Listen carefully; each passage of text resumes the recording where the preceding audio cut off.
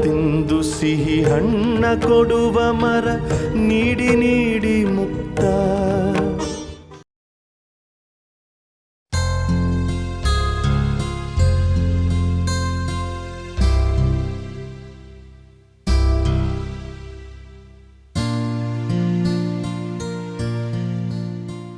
ನಮಗೆ gene mutation pattern ಬಗ್ಗೆ study ಮಾಡೋಕ್ಕೆ ಕೆಲವು ಎಕ್ಸಸೈಸ್ ಕೊಟ್ಟಿದ್ದಾರೆ. ಅದರಲ್ಲಿ ನಾನು ಈ ಪ್ರಾಬ್ಲಮ್ನ ಸಾಲ್ವ್ ಮಾಡಿದ್ದೀನಿ. ಸರಿ ಇದೆಯಾ ಅಂತ ನೋಡಿ ಹೇಳ್ತೀರಾ ಪ್ಲೀಸ್? ಗುಡ್, ಕರೆಕ್ಟಾಗಿದೆ.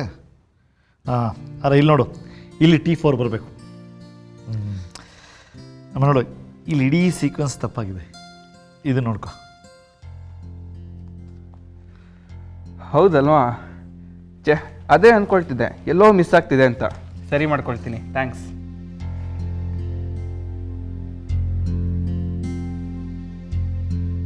ಕಲ್ಯಾಣಿ, ಪ್ರದೀಕ್ಷನ್ಗೆ ಯಾವುದೋ ಟ್ಯಾಬ್ಲೆಟ್ಸ್ ಬೇಕು ಅಂತ ಹೇಳಿದೆಯಲ್ಲ, ಅದನ್ನು ತಂದಿಟ್ಟಿದ್ದೀನಿ. ಆಮೇಲೆ ಮರ್ತ್ಬಿಡ್ತೀನಿ, ತಗೋ. ಓ, ಸಿಗ್ತಾ? ಹ್ಞೂ, ಇಲ್ಲಿ ಪಕ್ಕದಲ್ಲೆಲ್ಲೂ ಸಿಗಲಿಲ್ಲ. ಏರ್ಪೋರ್ಟ್ ರೋಡ್ ಹತ್ರ ದೊಡ್ಡ ಫಾರ್ಮಸಿ ಶಾಪ್ ಇದೆಯಲ್ಲ, ಅಲ್ಲಿ ಸಿಕ್ತು. ನಾನು ಇಲ್ಲೆಲ್ಲ ಕೇಳಲೆ ಕಣೋ, ಎಲ್ಲೂ ಇಲ್ಲ ಅಂದಿದ್ರು. ಶಶಿ, ಅಂಗಡಿಗೆ ದುಡ್ಡು ಕೊಡೋದು ಬಾಕಿ ಇತ್ತಲ್ಲ, ಕೊಟ್ಟಾಯ್ತಾ? ಹಾಂ, ಕೊಟ್ಟು ಬಂದೆ, ಎಲ್ಲ ಕ್ಲಿಯರ್ ಆಯಿತು. ಏ ಶಶಿ, ನಿನ್ನೆ ರಾತ್ರಿ ನಾನು ಕನ್ನಡಕ ಹೊಡೆದು ಹೋಯ್ತು. ಪ್ಲೀಸ್ ಅದನ್ನು ರೆಡಿ ಮಾಡಿಸ್ಕೊಂಡು ಬರ್ತೀಯಾ? ಹಾಂ, ನಾಳೆ ತಗೊಂಡು ಹೋಗ್ತೀನಿ. ಇದೇನು ಶಮ್ಮಿ, ಇಷ್ಟು ಬೇಗ ಬಂದ್ಬಿಟ್ಟಿದ್ಯಾ ಇವತ್ತು? ಜಾಸ್ತಿ ಕೆಲಸ ಇರಲಿಲ್ವಾ? ಯಾಕಂದರೆ ಇದಕ್ಕೆ ನೋಡಿದಿನ. ಏನು ಮತ್ತೆ ಬೋನಸ್ ಬಂತಾ? ಇಲ್ಲ ಕಣೋ, ಹೇಳ್ತೀನಿರು. ಅರೆ ಶಮಿ, ಕಾಮನ್ ಬಿಲ್ಲು ಚಾನಲ್ಗೆ ಜಾಯ್ನಿಂಗ್ ಲೆಟ್ರು. ನೀನು ಕಾಮನ್ ಬಿಲ್ಲು ಚಾನಲ್ಗೆ ಸೇರ್ಕೋತಾ ಇದೆಯಾ? ಎಸ್, ನಂಗೆ ಮೊನ್ನೆನೇ ಇಂಟರ್ವ್ಯೂ ಆಯಿತು. ಆದರೆ ಅಪಾಯಿಂಟ್ಮೆಂಟ್ ಲೆಟರ್ ಸಿಗೋವರೆಗೂ ಸುಮ್ಮನೆ ಇರೋಣ ಅಂತ ಯಾರಿಗೂ ಹೇಳಿರಲಿಲ್ಲ. ಶಮ್ಮಿ, ಅಲ್ಲಿ ನೀನು ಫ್ರೀಲ್ಯಾನ್ಸರಾ ಫುಲ್ ಟೈಮಾ? ಫುಲ್ ಟೈಮೇ ಅಕ್ಕ. ಬೇಸಿಕ್ ಸ್ಯಾಲ್ರಿನೇ 15,000, ಅದ್ರ ಮೇಲೆ ಬೆನಿಫಿಟ್ಸ್ ಕೂಡ. ಆದರೆ ಶಮ್ಮಿ, ಆ ಚಾನಲಲ್ಲಿ ನಿನಗೆ ಹೇಗೆ ಕೆಲಸ ಕೊಟ್ಟರು? ಅದು ಮುಖ್ಯಮಂತ್ರಿಗಳದಲ್ವಾ? ನೀನು ಮುಖ್ಯಮಂತ್ರಿಗಳ ವಿರುದ್ಧ ಸಿಟಿ ಟುಡೇಲಿ ಆರ್ಟಿಕಲ್ ಬರೆದಿದೆಯಲ್ಲ, ಅದಕ್ಕೆ ನಿನ್ನ ಕೆಲಸದಿಂದನೇ ತೆಗೆದು ಹಾಕ್ಸಿದ್ರು. ಆಮೇಲೆ ಇವಾಗ ಅವ್ರ ಚಾನಲಲ್ಲೇ ನಿನ್ಗೆ ಹೇಗೆ ಕೆಲಸ ಆಫರ್ ಮಾಡಿದ್ರು? ಹ್ಞೂ ಶಶಿ, ಮುಖ್ಯಮಂತ್ರಿಗಳೇ ನನ್ನ ಕರೆದು ಗೌರವವಾಗಿ ಇಂಟರ್ವ್ಯೂ ಮಾಡಿ ನನಗಲ್ಲಿ ಕೆಲಸಕ್ಕೆ ಆಫರ್ ಕೊಟ್ಟರು. ಏನು, ಮುಖ್ಯಮಂತ್ರಿಗಳೇ ಇಂಟರ್ವ್ಯೂ ಮಾಡಿದ್ರಾ? ಕಾಮನಬಿಲ್ಲು ಚಾನೆಲಲ್ಲಿ ಕರೆಂಟ್ ಅಫೇರ್ ಶೋ ನಡೆಸ್ಕೊಡ್ತಿದ್ರಲ್ಲ, ಸಪ್ನಾ ಜಗನ್ನಾಥ್ ಅಂತ. ಅವರು ಮದುವೆ ಆಗಿ ಬಾಸ್ಟನ್ಗೆ ಹೋಗ್ತಿದ್ದಾರೆ. ಅವ್ರು ನಡೆಸ್ತಿದ್ದಿದ್ದ ಶೋ ತುಂಬ ಪಾಪ್ಯುಲರ್ ಆಗಿತ್ತು, ವ್ಯೂವರ್ಶಿಪ್ಪು ತುಂಬ ಜಾಸ್ತಿ ಇತ್ತು. ಈಗ ಶೋ ನಿಂತೋಗ್ಬಿಟ್ರೆ ಆ ಚಾನಲ್ಗೆ ಲಾಸ್ ಆಗುತ್ತೆ. ನಾನು ಫೋಕಸ್ ಕೇಬಲ್ಗೆ ಸಿಮಿಲರ್ ಪ್ರೋಗ್ರಾಮ್ ನಡೆಸ್ಕೊಡ್ತಿದ್ನಲ್ಲ, ನನ್ನ ಪ್ರೋಗ್ರಾಮ್ ಪಾಪ್ಯುಲರ್ ಕೂಡ ಆಗಿತ್ತಲ್ಲ, ಅದಕ್ಕೆ ಸಪ್ನಾ ಅವ್ರ ಜಾಗಕ್ಕೆ ಅಪರಾಧಿ ನಾನಲ್ಲ ಅನ್ನೋ ಪ್ರೋಗ್ರಾಮ್ನ ಹೋಸ್ಟ್ ಮಾಡೋಕ್ಕೆ ನನ್ನೇ ಕೇಳಿದ್ದಾರೆ. ಆದರೆ ನೀನು ಒಪ್ಕೊಂಬಿಟ್ಟೆ ಶಮಿ, ಪ್ರಾಬ್ಲಮ್ ಆಗಲ್ವಾ? ಮುಖ್ಯಮಂತ್ರಿಗಳ ಚಾನಲಲ್ಲಿ ನೀನು ಇಂಡಿಪೆಂಡೆಂಟ್ ಆಗಿ ಹೇಳಬೇಕು ಅಂತ ನೀನು ಅನ್ಕೊಂಡಿರೋದನ್ನ ಅಲ್ಲಿ ಹೇಳೋಕೆ ಹಕ್ಕಿರತ್ತಾ? ಕಟ್ಟಾಕಾಗಲ್ವಾ? ನಾ ಇದನ್ನು ಬೇರೆ ರೀತಿಲೇ ನೋಡ್ತಿದ್ದೀನಿ ಅಣ್ಣ. 4 ಏರಿಯಾದಲ್ಲಿ ಟೆಲಿಕಾಸ್ಟ್ ಆಗ್ತಿದ್ದಿದ್ದ ಪ್ರೋಗ್ರಾಮು ಈಗ ಸ್ಟೇಟ್ ವೈಡ್ ಜನ ನೋಡೋ ಹಾಗಾಗುತ್ತೆ. ಲಿಮಿಟೇಷನ್ ಎಲ್ಲ ಕಡೆ ಇರತ್ತಣ್ಣ. ಮೀಡಿಯಾ ಅಂದರೆ ಬಿಸ್ನೆಸ್ಸು, ಬಿಸ್ನೆಸ್ ಅಂದರೆ ಕಾಂಪ್ರಮೈಸ್. ಇಲ್ಲಿ CM ಹೇಳ್ದಾಗ ಕೇಳಬೇಕು, ಬೇರೆ ಕಡೆ ಬೇರೆ ಯಾರೋ ಹೇಳ್ದಾಗ ಕೇಳಬೇಕು. ನಿರ್ಬಂಧ ಅನ್ನೋದು ಎಲ್ಲಿ ಹೋದ್ರೂ ಇದ್ದಿದ್ದೆ.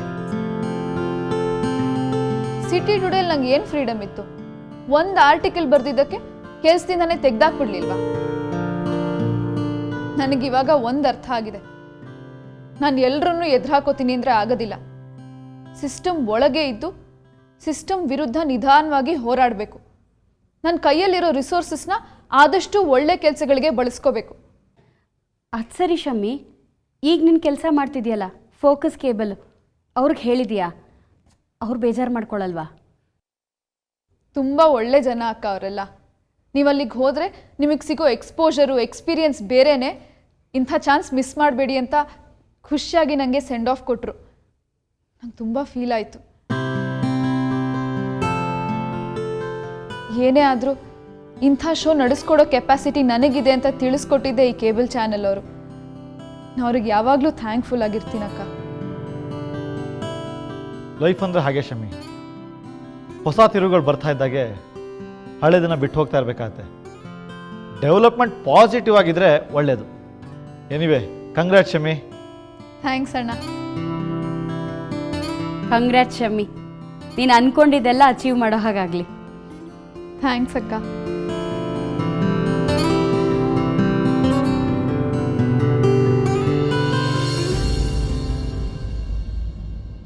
ಮೈ ಕಮ್ ಇನ್ ಮೇಡಮ್.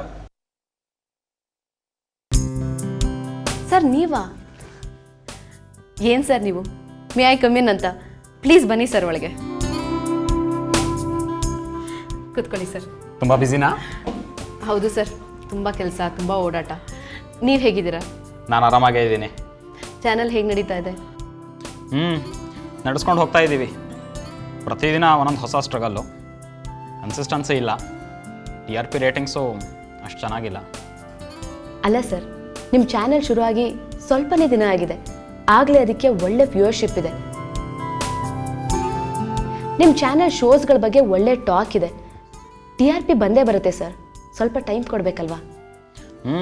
ಅದು ನಿಮಗೆ ಗೊತ್ತು. ಆದರೆ ಇನ್ವೆಸ್ಟರ್ಸ್ಗೆ, ಅಡ್ವರ್ಟೈಸರ್ಸು ಬರೀ ರೇಟಿಂಗ್ಸ್ ನೋಡ್ತಾರೆ ಅಷ್ಟೇ. ಸರ್ ಹಾಗೆ ನಾನು ನಿಮಗೆ ತುಂಬ ಥ್ಯಾಂಕ್ಸ್ ಹೇಳಬೇಕು ಸರ್. ನನಗಾ? ಯಾಕೆ? ನಮ್ಮ ಶರ್ಮಿಲಾಗೆ ನಿಮ್ಮ ಚಾನಲಲ್ಲಿ ಟಾಕ್ ಶೋ ಹೋಸ್ಟ್ ಮಾಡೋಕ್ಕೆ ಹೇಳಿದಿರಂತೆ. ಅವರಿಗೆ ತುಂಬ ಟ್ಯಾಲೆಂಟ್ ಇದೆ, ಹಾಗೆ ಕೆಪಾಸಿಟಿನೂ ಇದೆ. ಅದಕ್ಕೇ ಅವರಿಗೆ ಕೆಲಸ ಆಫರ್ ಮಾಡಿದ್ವಿ. ಅವ್ರ ಮೇಲೆ ತುಂಬ ಹೋಪ್ಸ್ ಇಟ್ಕೊಂಡಿದ್ದೀವಿ. ಏನಾಗುತ್ತೋ ನೋಡಬೇಕು. ಹೋಗಲಿ ಬಿಡಿ ಆ ವಿಚಾರ. ಆಫೀಸಲ್ಲಿ ಆ ವಿಚಾರದ ಬಗ್ಗೆ ಚರ್ಚೆ ಮಾಡಿ ಮಾಡಿ ಸಾಕಾಗಿ ಹೋಗ್ಬಿಟ್ಟಿದೆ. ಇಲ್ಲೂ ಅದನ್ನು ಹೇಳ್ಕೊಂಡು ಬರೋದು ಬೇಡ. ಅದು ಸರಿ, ಸಾರಿ ಸರ್, ನಾನೇ ಕೇಳಿ ತಪ್ಪು ಮಾಡಿದೆ ಅನ್ಸುತ್ತೆ. ಅಯ್ಯೋ ಸಾರಿ, ನಾನು ಕೇಳಬೇಕು. ನೀವು ಬ್ಯುಸಿ ಇದ್ರೋ ಏನೋ, ನಾನು ಬಂದು ಡಿಸ್ಟರ್ಬ್ ಮಾಡಿದಾಗಾಯಿತು. ಏನು ಸರ್ ಡಿಸ್ಟರ್ಬ್ ಅಲ್ಲ ಅಂತಿದ್ದೀರಾ? ನಾನು ಬ್ಯುಸಿ ಇದ್ದಿದ್ದೆ ಸರ್. ನಾವೊಂದು ಹೊಸ ಪ್ರಾಜೆಕ್ಟ್ ತೊಗೊಂಡಿದ್ದೀವಿ. ಏನು? ನಮ್ಮ ಫೌಂಡೇಶನಿಂದ ಹೊಸ ಶಾಲೆ ಕಟ್ಟಬೇಕು ಅಂತಿದ್ದೀವಿ ಸರ್. ಹೊಸ ರೀತಿ ಎಜುಕೇಷನ್ ಕೊಡೋ ಇನ್ಸ್ಟಿಟ್ಯೂಟ್. ಹೊಸ ರೀತಿದು ಅಂದರೆ? ನಾವೊಂದು ಹೊಸ ಕಾನ್ಸೆಪ್ಟನ್ನ ತರಬೇಕು ಅಂತಿದ್ದೀವಿ ಸರ್.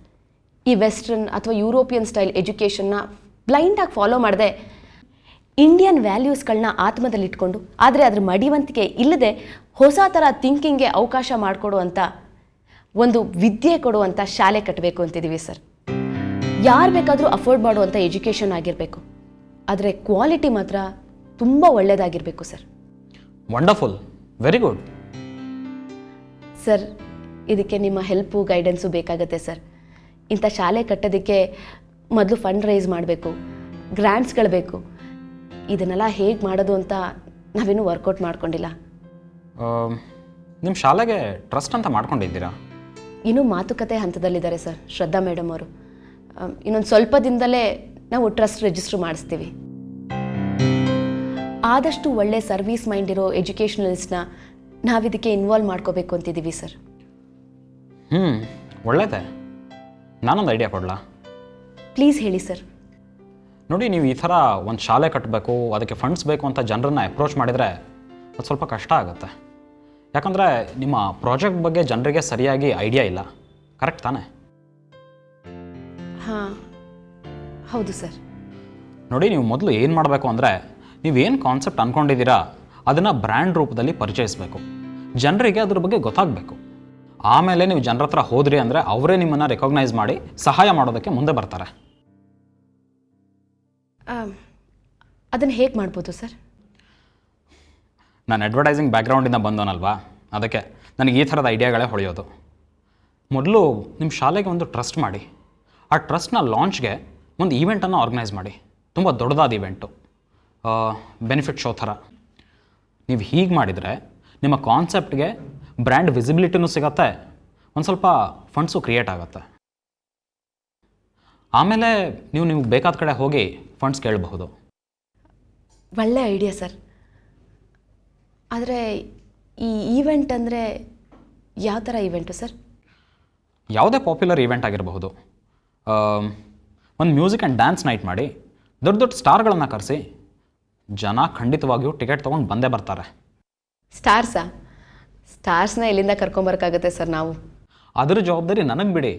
ಒಬ್ಬ ಚಾನಲ್ ಹೆಡ್ ಆಗಿ, ಮುಖ್ಯಮಂತ್ರಿಗಳ ಮಗನಾಗಿ ನನ್ನ ಕೈಲಿ ಅಷ್ಟು ಮಾಡೋದಕ್ಕಾಗೋದಿಲ್ವಾ? ನೋಡಿ, ನೀವು ಈವೆಂಟ್ ಮಾಡ್ತೀರಾ ಅಂತ ಕನ್ಫರ್ಮ್ ಮಾಡಿದರೆ ಆ ಈವೆಂಟ್ಗೆ ಸ್ಟಾರ್ಸ್ಗಳನ್ನು ಕರ್ಕೊಂಡು ಬರೋದು ನನ್ನ ಜವಾಬ್ದಾರಿ. ಜೊತೆಗೆ ಈ ಈವೆಂಟ್ಗೆ ನಮ್ಮ ಚಾನಲಲ್ಲಿ ಒಳ್ಳೆ ಪಬ್ಲಿಸಿಟಿ ಕೊಡೋದು, ಆಮೇಲೆ ಈ ಈವೆಂಟ್ನ ಲೈವ್ ಟೆಲಿಕಾಸ್ಟ್ ರೈಟ್ಸನ್ನು ನಿಮ್ಮ ಕಡೆಯಿಂದ ಕೊಂಡ್ಕೊಳ್ಳೋದು, ಇದಿಷ್ಟು ನನ್ನ ಜವಾಬ್ದಾರಿ. ಆಗಬಹುದಾ? ನಿಜವಾಗ್ಲೂ ಇದೆಲ್ಲ ಸಾಧ್ಯನಾ ಸರ್? ಖಂಡಿತ ಸಾಧ್ಯ.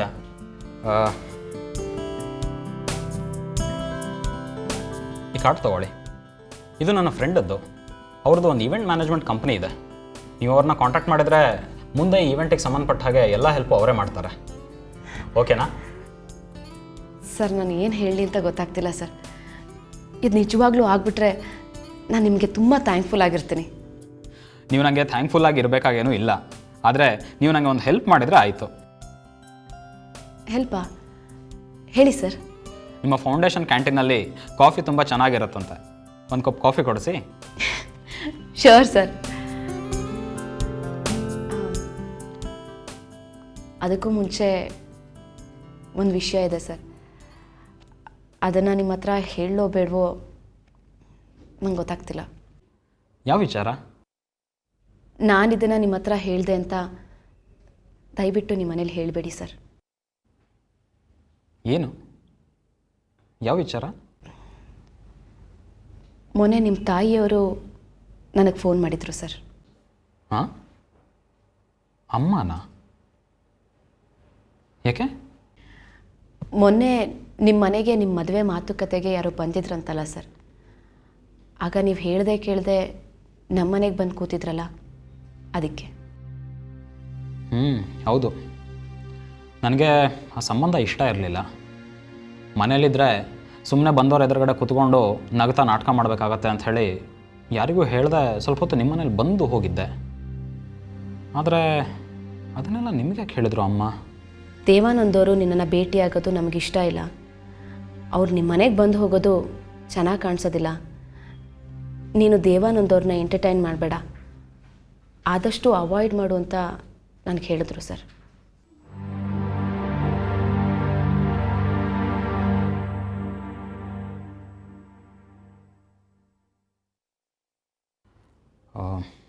ಸಾರಿ, ಅವರು ಆ ರೀತಿ ನಿಮ್ಮ ಹತ್ರ ಮಾತಾಡಬಾರ್ದಾಗಿತ್ತು. ನೀವು ಅದನ್ನು ಮರೆತು ಬಿಡಿ. ನಾನು ಅಮ್ಮನ ಹತ್ರ ಮಾತಾಡ್ತೀನಿ. ನೀವು ಹೇಳಿದ್ದು ಅಂತ ಹೇಳೋದಿಲ್ಲ, ಅವರಿಗೆ ನನ್ನ ಪಾಯಿಂಟ್ ಆಫ್ ವ್ಯೂನ ಕ್ಲಾರಿಫೈ ಮಾಡಿಸ್ತೀನಿ. ಒನ್ಸ್ ಅಗೇನ್ ಅವರು ನಿಮಗೆ ಫೋನ್ ಮಾಡಿ ತೊಂದರೆ ಕೊಟ್ಟಿದ್ದಕ್ಕೆ ಸಾರಿ. ಪರವಾಗಿಲ್ಲ ಸರ್, ನೀವೇನು ಬೇಜಾರು ಮಾಡ್ಕೋಬೇಡಿ. ಆದರೆ ಮನೇಲಿ ಪ್ರಾಬ್ಲಮ್ ಆಗದೇ ಇರೋ ಹಾಗೆ ನೀವು ನೋಡ್ಕೊಳ್ಳಿ ಅಷ್ಟೇ.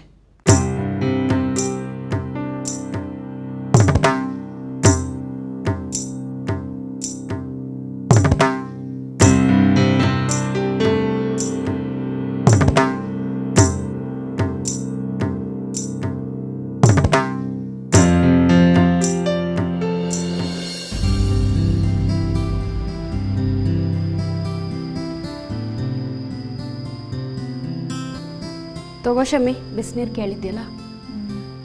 ಥ್ಯಾಂಕ್ಸ್ ಅಕ್ಕ. ಗಂಟ್ಲು ತುಂಬ ಸ್ಟ್ರೈನ್ ಆಗಿಬಿಟ್ಟಿತ್ತು. ಆಚೆ ಕಡೆ ಏನಾದರೂ ತಿಂದ್ಯಾ? ಇಲ್ಲ ಅಕ್ಕ, ಇವತ್ತು ಚಾನಲಲ್ಲಿ ತುಂಬ ಕೆಲಸ ಇತ್ತು. ಸುಮಾರು ವಾಯ್ಸ್ ಓವರ್ಗಳು ಮಾಡಬೇಕಾಗಿತ್ತು. ಡಬ್ ಮಾಡಿ ಮಾಡಿ ಸಾಕಾಗೋಯ್ತು. ಗಂಟ್ಲು ತುಂಬ ಸ್ಟ್ರೈನ್ ಆಗಿಬಿಟ್ಟಿದೆ. ಹಾಗಾದರೆ ಇವತ್ತು ಜಾಸ್ತಿ ಮಾತಾಡಬೇಡ, ವಾಯ್ಸಿಗೆ ಒಂದು ಸ್ವಲ್ಪ ರೆಸ್ಟ್ ಕೊಡು.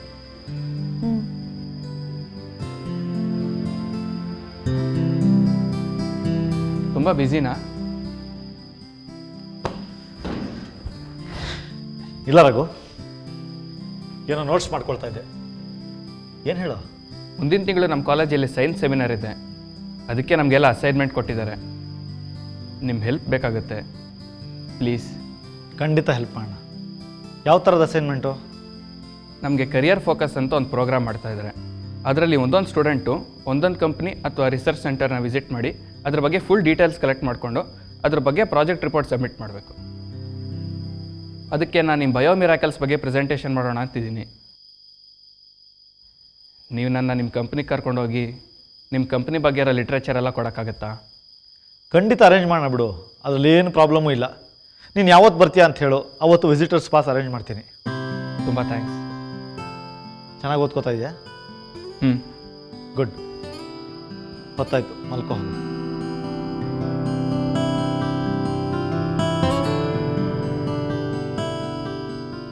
ಯಾಕೆ ಎದ್ದು ಬಂದೆ ಕಲ್ಯಾಣಿ? ತುಂಬ ಸುಸ್ತಾಗಿದೆಯಾ? ಹೋಗಿ ಮಲ್ಕೋ. ನಿದ್ದೆನೇ ಬರ್ತಿಲ್ಲ ಅಕ್ಕ. ಪ್ರತೀಕ್ಷಾ ಟ್ರೀಟ್ಮೆಂಟ್ದು ಯೋಚನೆ ಆಗ್ಬಿಟ್ಟಿದೆ ನನಗೆ. ಅಷ್ಟೊಂದು ದುಡ್ಡನ್ನ ಎಲ್ಲಿಂದ ಅಕ್ಕ ಹೊಂದ್ಸೋದು? ನೀನು ಹೀಗೆ ನಿದ್ದೆ ಬಿಟ್ಟು ಯೋಚನೆ ಮಾಡ್ತಾ ಕೂತ್ರೆ ಪರಿಹಾರ ಸಿಗುತ್ತಾ ಕಲ್ಯಾಣಿ? ಏನೂ ಯೋಚನೆ ಮಾಡಬೇಡ, ಏನಾದರೂ ದಾರಿ ಸಿಗುತ್ತೆ, ನೋಡೋಣ. ಹ್ಞೂ ಕಲ್ಯಾಣಿ, ನೀ ಸುಮ್ಮನೆ ಯಾಕೆ ಸ್ಟ್ರೆಸ್ ಮಾಡ್ಕೋತೀಯ? ನೋಡು, ನಂಗೆ ಈ ತಿಂಗಳಿಂದ 15,000 ಸಂಬಳ ಬರುತ್ತೆ. ನಿನ್ನ ಸಂಬಳ ನನ್ನ ಸಂಬಳ ಸೇರಿಸಿದ್ರೆ ಸುಮಾರು 30,000 ಬರುತ್ತೆ ತಿಂಗಳಿಗೆ. ಪ್ರತೀಕ್ಷಾ ಟ್ರೀಟ್ಮೆಂಟ್ ಶುರು ಮಾಡೋಕ್ಕಂತೂ ಏನೂ ಪ್ರಾಬ್ಲಮ್ ಆಗಲ್ಲ. ಎಲ್ಲ ದುಡ್ಡು ಟ್ರೀಟ್ಮೆಂಟ್ಗೆ ಹೋದರೆ ಮನೆ ಖರ್ಚು ನಡಿಬೇಕಲ್ವಾ? ಅದಕ್ಕೆ ನನ್ನ ಸಂಬಳ ಇದೆ, ಚಂದ್ರಕಾಂತನ ಸಂಬಳ ಇದೆ, ಪ್ರಶಾಂತ್ ಅವರು ತಿಂಗಳಿಗೆ 8,000 ಕೊಡ್ತಿದ್ದಾರೆ. ಮನೆ ಖರ್ಚಿಗಷ್ಟು ಸಾಕು. ಹೌದು, ಕಷ್ಟ ಇದೆಯೋ ಇಲ್ವೋ, ಅರೆ ಯೋಚನೆ ಮಾಡ್ತಾ ತಲೆ ಕೆಡ್ಸ್ಕೊಂಡು ಕೂತಿದ್ರೆ ಯಾವ ಪರಿಹಾರನೂ ಸಿಗೋದಿಲ್ಲ. ಫಾರ್ಮಾಸ್ಯೂಟಿಕಲ್ ಕಂಪ್ನಿಯವರು ನಮಗೇನಾದ್ರು ಕಾಂಪನ್ಸೇಷನ್ ಕೊಟ್ಟರೆ ನಮ್ಗೆ ಯಾವ ಪ್ರಾಬ್ಲಮೂ ಇರೋದಿಲ್ಲ. ಕಾಂಪನ್ಸೇಷನ್ ಸಿಗೋ ಚಾನ್ಸಸ್ ಇದೆಯಾ ಅಣ್ಣ? CSP ಅವರು ಆ ಕಂಪ್ನಿಗೆ ಲೀಗಲ್ ನೋಟಿಸ್ ಕಳಿಸಿದ್ದಾರೆ. ಅವ್ರು ಏನು ಮಾಡ್ತಾರೋ ಗೊತ್ತಿಲ್ಲ. ನನಗೇನೋ ಅವ್ರು ರೆಸ್ಪಾಂಡ್ ಮಾಡೋ ಡೌಟು ಅನಿಸುತ್ತೆ.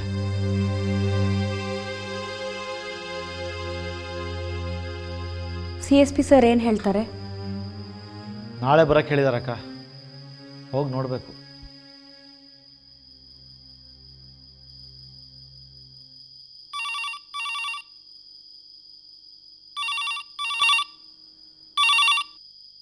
ಹಲೋ, ಹಲೋ, ಕಲ್ಯಾಣಿ ಶಂಕರ್ ಮೂರ್ತಿ ಅವರಿದ್ದಾರಾ? ಹೌದು, ನಾನೇ ಮಾತಾಡ್ತಾ ಇರೋದು. ಓ, ನಮಸ್ಕಾರ ಮೇಡಮ್. ನಮಸ್ಕಾರ. ಹೇಗಿದೆ ಮೇಡಮ್ ನಿಮ್ಮ ಮಗು ಆರೋಗ್ಯ? ನೀವ್ಯಾರು ಮಾತಾಡ್ತಾ ಇರೋದು? ಯಾರೋ ಒಬ್ಬರು ಮೇಡಮ್. ಅದನ್ನು ತಿಳ್ಕೊಂಡು ಏನೂ ಪ್ರಯೋಜನ ಇಲ್ಲ. ಆದರೆ ಒಂದು ಮಾತ್ರ ಗೊತ್ತಿರಲಿ, ನಾನು ನಿಮ್ಮ ಹಿತೈಷಿ, ನಿಮಗೆ ಒಳ್ಳೆಯದನ್ನು ಬಯಸೋ. ಏನು ಬೇಕಾಗಿತ್ತು ನಿಮಗೆ? ಅಲ್ಲ ಮೇಡಮ್, ಪಾಪ ಮಗು ಆರೋಗ್ಯ ಚೆನ್ನಾಗಿಲ್ಲ ಅಂತೀರ. ಮಗುಗೆ ಟ್ರೀಟ್ಮೆಂಟ್ ಕೊಡಿಸೋದು ಬಿಟ್ಟು ಬೇಡದೇ ಇರೋ ಕಿತಾಪತಿಗಳೆಲ್ಲ ಮಾಡಿಕೊಂಡು ಪ್ರಾಬ್ಲಮ್ ಕ್ರಿಯೇಟ್ ಮಾಡ್ಕೋತಿದ್ರಲ್ಲ ಮೇಡಮ್. ಏನು ಹೇಳ್ತಾ ಇದ್ದೀರಾ ನೀವು? ಮತ್ತಿನ್ನೇನು ಮೇಡಮ್, ಮಗು ಹುಷಾರಿಲ್ಲ, ನಿಮ್ಮ ಹತ್ರ ದುಡ್ಡಿಲ್ಲ, ಕಷ್ಟ ಅಂತ ಎಲ್ರಿಗೂ ಅರ್ಥ ಆಗುತ್ತೆ. ಸಹಾಯ ಕೇಳಿ, ಸುಮಾರು ಜನ ಮುಂದೆ ನಿಂತು ಸಹಾಯ ಮಾಡ್ತಾರೆ. ಅದು ಬಿಟ್ಟು ಫಾರ್ಮಾಸ್ಯೂಟಿಕಲ್ಸ್ ಅಂತ ದೊಡ್ಡ ಕಂಪ್ನಿಗೆ ಲೀಗಲ್ ನೋಟಿಸ್ ಎಲ್ಲ ಕಳಿಸಿದ್ರಲ್ಲ ಮೇಡಮ್. ಓ, ಹಾಗಾದರೆ ನೀವು ಆ ಕಂಪನಿ ಕಡೆಯಿಂದ ಮಾತಾಡ್ತಾ ಇರೋದಾ?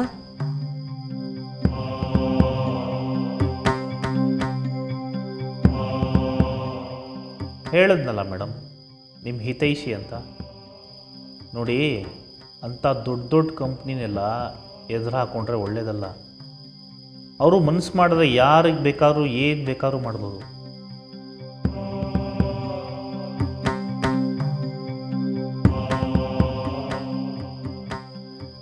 ಇನ್ನಾದರೂ ನೀವು ಸುಮ್ಮನಾಗಲಿಲ್ಲ ಅಂದರೆ ಮುಂದೆ ಆಗೋ ಎಲ್ಲ ತೊಂದರೆಗಳಿಗೆಲ್ಲ ನೀವೇ ಹೊಣೆ ಆಗ್ತೀರಾ. ಅದನ್ನೆಲ್ಲ ನೀವೇ ಎದುರಿಸ್ಬೇಕಾಗತ್ತೆ. ನೋಡಿ, ನೀವು ಹೀಗೆ ಫೋನ್ ಮಾಡಿ ಹೆದರ್ಸ್ಬಿಟ್ರೆ ನಾವೇನು ಹೆದರ್ಕೊಳ್ಳಲ್ಲ. ಅರೆ ಬೇಡ, ಹೆದರ್ಕೋಬೇಡಿ, ನನಗೇನಂತೆ. ಆದರೆ ಒಂದು ಮಾತ್ರ ತಿಳ್ಕೊಳ್ಳಿ, ಅದ್ಯಾರೋ ಸೈಂಟಿಸ್ಟ್ ಮಾತು ಕೇಳಿಕೊಂಡು ಹೀಗೆಲ್ಲ ಮಾತಾಡ್ತಿದ್ದೀರಂತಲ್ಲ, ಸರಿ ಹೋಗೋದಿಲ್ಲ. ಅದ್ಯಾರೋ ಸೈಂಟಿಸ್ಟ್ ಅಲ್ಲ, ಅವರು ನಮ್ಮಣ್ಣ. ಚಂದ್ರಕಾಂತ್ ಅಲ್ವಾ? ಬುದ್ಧಿ ಹೇಳಿ ಮೇಡಮ್ ಅವ್ರಿಗೆ. ತನ್ನ ಪಾಡಕ್ಕೆ ತನ್ನ ಕೆಲಸ ಮಾಡಿಕೊಂಡು ಸುಮ್ಮನೆ ಇರೋದಕ್ಕೆ ಹೇಳಿ. ಅವ್ರ ಕೆಲಸದಲ್ಲಿರೋ Biomiracles company management, pharmaceutical company management ತುಂಬ ಕ್ಲೋಸು.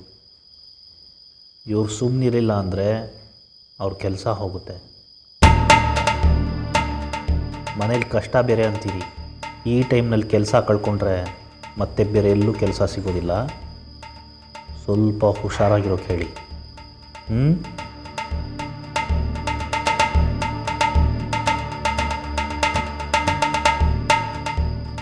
ನೀವು ಹಾಗೆ ಈ ಲಾಯರ್ ಗಿಯರ್ ಓಡಾಟ ಎಲ್ಲ ಬಿಟ್ಟರೆ ಸರಿ, ಇಲ್ದಿದ್ರೆ ಪರಿಣಾಮ ಚೆನ್ನಾಗಿರೋದಿಲ್ಲ.